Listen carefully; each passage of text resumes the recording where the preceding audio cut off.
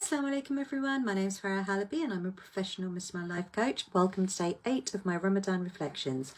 I will try and keep it really short because it's very late and subhanAllah, it's been a long day. How is your day gone? The 8th day of Ramadan, still within the first 10 days of this beautiful month reserved for Allah subhanahu wa ta'ala's mercy. And in that vein, I'd like to speak about mercy, but through the lens of what is that? I've had some amazing conversations which, subhanAllah, there are no coincidences, but it's rather telling that in the conversations that I've had today, a running theme, even though the conversations have not been connected, it's completely separate entities, completely separate clients, completely separate situations actually, but this element of self-care and mercy and how to do that. How do we do self-care? What is that? What does it look like to actually bestow and have mercy for yourself during this beautiful month, or actually in general? And there was this view that self-care is, you know, going to a spa or getting your nails done, or, you know, having a bubble bath or a hot cup of tea. And although there are elements to that, you know, if that's your thing, if that's what you like, then alhamdulillah, that's great. But the self-care and the mercy, I believe, actually goes deeper than that. It goes deeper to it not being an option, but it being a very firm priority, that your self-care, that being merciful to yourself, isn't when you have time, isn't when you know everything else is ticking along, isn't when, you know, when the kids are sorted, when the business is sorted, when my home's okay, when my husband, when my spouse, when my family are all right. I'm going through quite a bit at the moment. When that's all sorted, then I might have some time for myself. I might have some headspace to think about me. But whilst all of this is going on, no, can't do it. And in the conversations I've had, it's like you become optional in your life, but everyone else is like is the priority, is like the fard. It is incumbent upon you to look after everyone else, to be everything else to everyone else, to be everything to all of those around you, whether it be your family, your home, your business, your community. And that you kind of take a back seat, but that will only go, or that will only take you so far before the niggling frustrations. And I find this a lot, especially for myself, but also in the conversations that I've had, that there may have been these, you know, these wonderful intentions to start Ramadan. And, you know, wherever you are starting Ramadan, wherever, if you hit the ground running and you're really super enthusiastic, or it's more of a slow burn, or it's just, you know, it gets here and you think, Ramadan's here already, didn't see that coming, you know, things were just so fast paced and now it's here. However you have approached the month of Ramadan, wherever you're at right now, is it where you want to be? Because we can spend all day long thinking, okay, I've not done enough, I've not read enough, I've not performed enough ibadah. But what is enough? What is enough for you? What is the required, what is this elusive, like, magic number of hours or tasks or acts of worship that are enough? And in that questioning, where is there the mercy? Is there mercy for yourself? Are you setting yourself very, very, not just high expectations of this month, but almost impossible expectations of this month? Are you setting yourself to fail? Are you setting yourself up to not achieve this, everything that you've set yourself the task of achieving this month? Or have you set yourself no goals, no Ramadan goals, but still think that what you're doing isn't enough because you've not actually quantified, you've not actually made the decision of what enough looks like? It's like, you know, looking for something in a dark room. You think it's in there, not too sure, you can't see, but you're kind of feeling your way around. If you don't find it, you're going to feel really, really bad about yourself. But if you don't know what you're looking for, how do you even go about finding it? Now, I know I'm talking more in riddles now because you can tell I'm a bit tired. But in terms of the mercy that you can show for yourself, it is more about setting yourself kind, realistic, small, achievable chunks, if you like, of what you want to do, who you want to be, and how you want to feel this Ramadan. Because that is the feeling that you're looking for. There's no policy of you have to do, apart from the fasting, there is no, like, you have to fast, and the tenets around fasting are quite strict in terms of, you know, from sunrise to sunset fasting.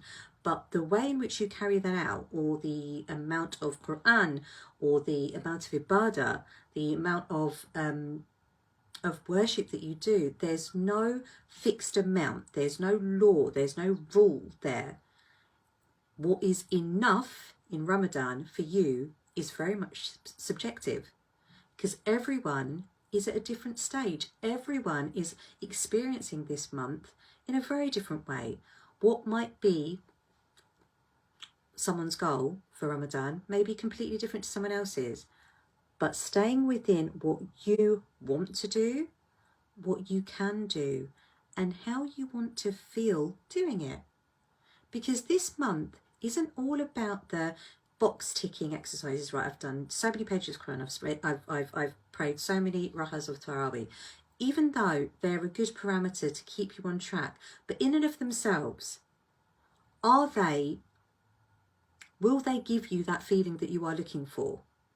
And I'm not bagging on, you know, the extra Taro, the Taro prayers, or the extra Nafil, or how much Quran, not at all. SubhanAllah, you know, no, not at all. But is that in and of itself going to give you that Ramadan feeling that you're looking for? Because we're all searching for that feeling of we are connected, or we are doing enough, that we are worshipping Allah subhanahu wa ta'ala, that we are observing this month. And for some people, just the fact that they are here, just the fact that they are, and I say just as if it's you know, the least, it's not. For some people, fasting is really, really, really, really, really hard.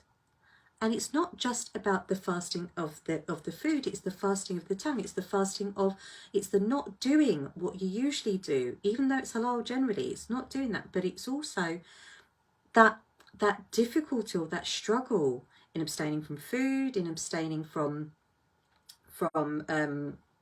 you know, all of the other habits that you may usually have. You know, it could be very, very difficult. And so to think about anything beyond that is very overwhelming. But the fact that there is an element of observing this month, and a nod to this is Ramadan, and whichever way that you are experiencing it and you are observing it, to have mercy upon yourself and to actually show yourself kindness is to give yourself a break. And I asked someone this today. She asked, what does that even look like? What does mercy, what does self-care, what does being kind to myself even look like? Because there's so much that I feel that I should be doing, I could be doing, I'm expected to be doing, and it's just getting too much. And we spoke about it, but what would you do, not just in Ramadan, but let's just say, how would you live your life if tomorrow morning you woke up and you had amnesia and you couldn't remember anything? What would you do? Without any kind of expectation of what you should be doing, what you haven't done enough of. If you had a blank canvas, what would you do? You'd know your name. Sorry, we're not a complete amnesia, but you'd know your name, you'd know your family, you'd know where you live, but you woke up and you had no memory of your usual routines. What would you do? That is, thinking about that What would you do? That is a blank canvas, because what you would do is not based on shoulda, woulda, couldas. It's not based on a sense of not having done enough. Going from there without any kind of pre-input,